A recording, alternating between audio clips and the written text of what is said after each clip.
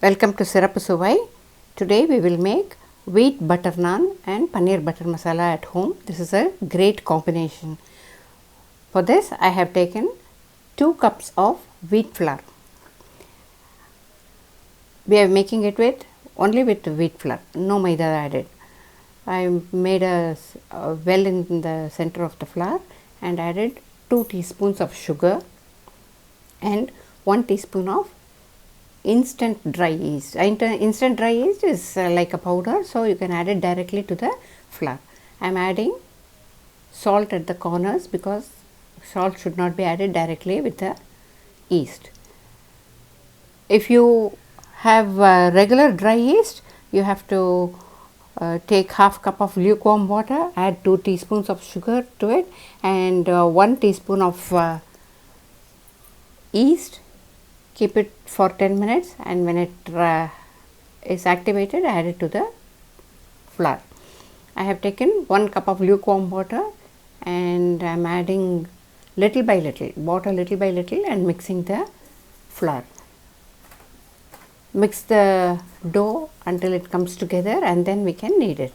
Add the water little by little. It should be lukewarm and not cold water or very hot water. Mix it gently until it comes together and the dough is a little sticky. Only then the naan will be soft. So mix it until it comes together like this. Now it is soft and a little loose. Add about 2 spoons of oil. It requires little oil. So add 2 teaspoons of oil and knead for about 7 to 8 minutes. Only when you knead it, the naan will be very soft. So keep kneading for about 7 to 8 minutes. When you finish kneading, you will see that the dough is very soft. It should be a little loose. Only then the naan will be soft. It should not be like chapati dough also. It will be a little looser than chapati dough. Because we are adding oil, it will be good and it will not stick to the hand. I have covered it with cling wrap. If you don't have cling wrap, you may place a plate on top of it and cover it with a kitchen towel and leave it for about 1 to 1.5 hours. Now we will make the paneer butter masala. For that we are making the paneer at home. I have taken 1 liter of milk. Take the regular milk and not full cream milk. If you use full cream milk, the paneer will not form properly because the fat is there. So it will not form properly or it will break. So use the regular milk and not full cream milk. When the milk starts to boil, take juice of 1 lemon, add the same amount of water to it and keep it ready. The milk can be in the stove. If it is fresh milk, the milk will curdle and the paneer will separate very soon. But when it is packet milk, it will take a little time. So there is no need to switch off the stove. Just keep it on low flame and keep adding the lemon juice or white vinegar. So, vinegar, about 1 spoon of vinegar to 1 spoon of water. You can use any one of them. Add it little by little and keep mixing. There is no need to keep mixing all the time, but mix it a little when you add the lemon juice or vinegar. Now the water will be clear and greenish yellow in color and the paneer would have separated. When you make it this way, you will get more paneer. Now switch off the stove and drain the water.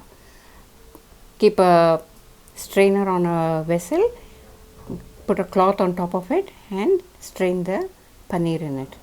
Now when the hot water is drained out, add cold water, regular cold water, about half a liter to it because the smell of vinegar or lemon juice should be washed out.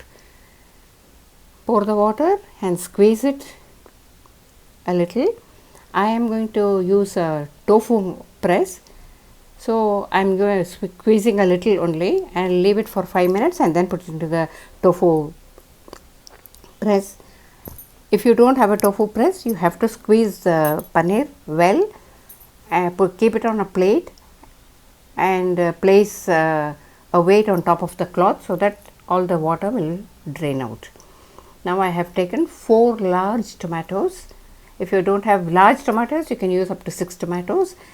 Make a cross at the back and take 1 onion and put them in boiling water to boil for about 5 to 10 minutes. Now this is the tofu press. I have put the paneer into it. I will place the cover on top of it and close it tight when the excess water will drain out. It will drain out in about 5 to 10 minutes. By the time the water drains out, we will check the tomatoes and onions that are boiling. When you take the tomato, you can see that the skin has started to peel on its own. This is the consistency that we want. So when it is boiling like this, it's done. You can switch off the stove and drain the water. By then the onions will also be cooked.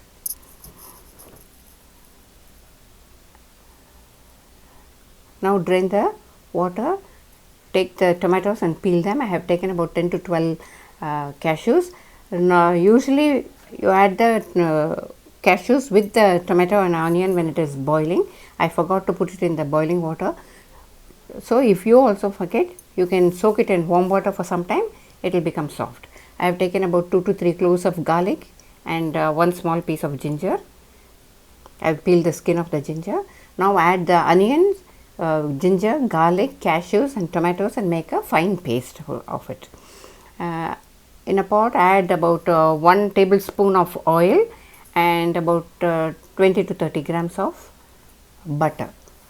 Because it is paneer butter masala, we are using butter. If you don't use butter, you may avoid it. Now the butter will melt in the heat of the oil. There is no need to add onions or tomatoes to this. That is why we have ground everything. So just add the ground tomato onion masala to the hot oil. Add about half a glass of water to the vessel and wash it and mix it along with it. Now stir the tomato masala and it has to boil for about 5 to 10 minutes. Now place a lid on the pot and let it to boil for 5 to 6 minutes. When it will be just the right consistency. Now add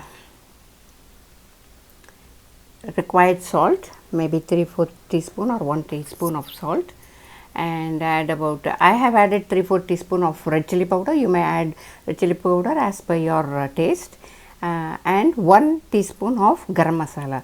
I have added half a teaspoon of sugar because the sugar will balance the taste of the dish. I have added 1 cup of water to it, mixed it well.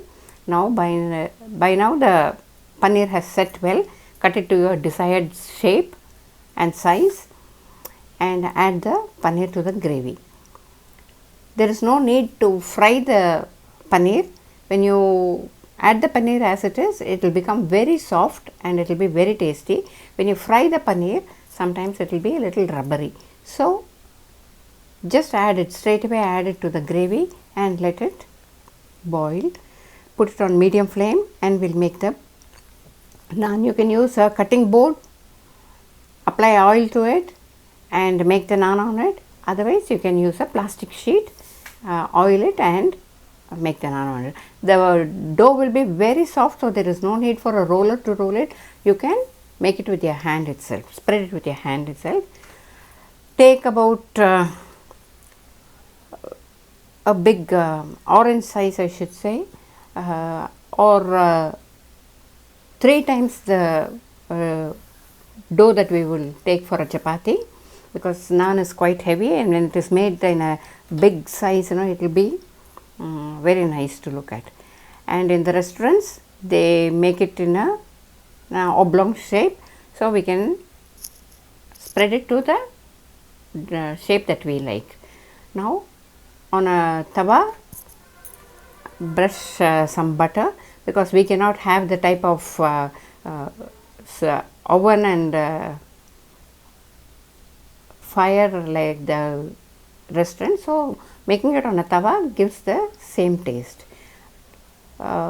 Take some water and put it on one side of the naan and put the wet side on the tawa.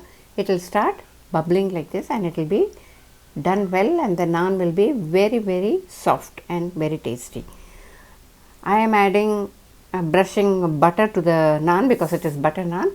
If you don't use butter, you may brush a little oil on top of it. Eat the naan when it is hot, otherwise it will not be so tasty. Naan should always be eaten straight from the tawa. When you brush butter or oil on top of it, it will be more soft and it will be very, very tasty. So making naan at home is not a very difficult job. It is in this color because we have used whole wheat flour. If you use maida fully, then it will be white like the ones that we get in the restaurants.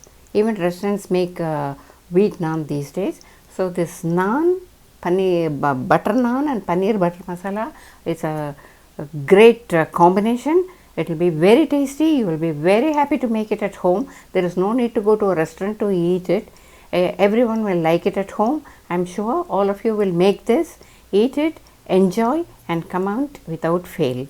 If you are watching my channel for the first time, please do subscribe, press the bell icon, choose the all option so that you will get notification for all the videos that I post. You can watch all the videos, try the recipes, enjoy it. It's going to be very tasty. You can enjoy it and comment without fail, which is a great support to my channel. I am sure all of you will definitely comment and let me know how this recipe was when you made it in your kitchen and how your family members enjoyed it. You may also comment and ask for some more vegetarian dishes, which I will definitely post when you all mention it in the comment.